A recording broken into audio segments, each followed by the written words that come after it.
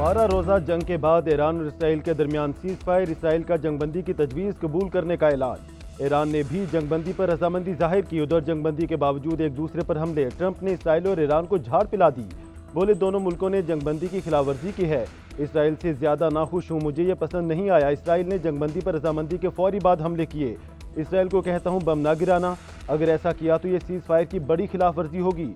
Iran की जोहरी सलाहियतें खत्म हो चुकी हैं, अब तेहरान कभी जोहरी बम नहीं बना सकेगा। मशरिक़ वुस्ता में सूरत हाल मजीद बेहतर हो रही है, एक नई सुबह का आगाज होने वाला है। सबको कहता हूँ कि तहम्मुल से काम लें।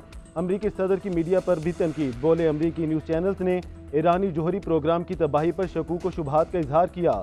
CNN जाली खबरें फैला रहा है। ट्रंप का नेतन्याहू को भी फ़ोन, दोबारा हमले ना करने का कहा।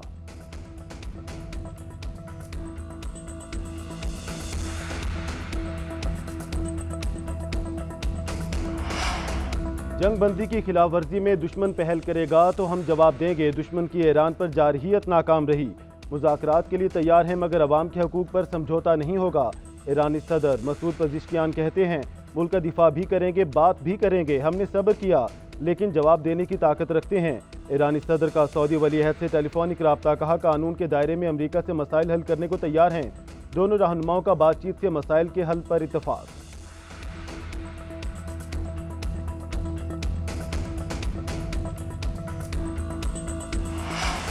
वज़ीर-ए-आज़म शहबाज शरीफ का सऊदी वली-अहद से टेलीफोनिक राब्ता, ईरान इसराइल तनाज़े के पुरअमन हल और बैनुल-अक़वामी कानून की पासदारी पर जोर दिया। वज़ीर-ए-आज़म ने भारत के साथ कश्मीर, पानी, तिजारत और दहशतगर्दी पर बातचीत की पेशकश की। वज़ीर-ए-आज़म शहबाज शरीफ का ईरान के सदर से भी टेलीफोन पर राब्ता। मुज़ाकरात और सफारतकारी के जरिए अमन की बहाली की अहमियत पर जोर। वज़ीर-ए-आज़म ने सलामती कौंसिल और OIC समेत तमाम सफारती फोरम्स पर ईरान के लिए हिमायत का अदा किया।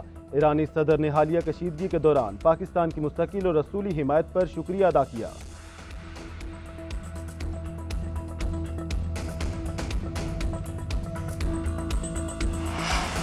गवर्नर तेहरान का दारुल हुकूमत में गैर कानूनी तारकीन वतन को मुल्क बदर करने के मंसूबे पर अमल जारी।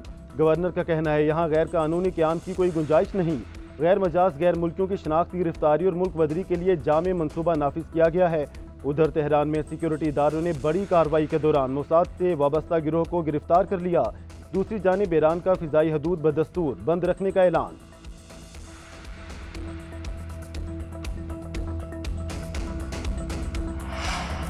इसराइल के खिलाफ फतह पर ईरानी शहरियों का मुल्क भर में जश्न। जंग के खात्मे पर ईरान के शहरी सड़कों पर निकल आए। बड़ी तादाद में तेहरान समेत मुख्तलिफ शहरों में रैलियां निकाली। शहरियों ने झंडे और प्लेकार्ड्स भी उठा रखे थे। जश्न मनाते शहरियों ने ईरानी हुकूमत के हक में नारे भी लगाए।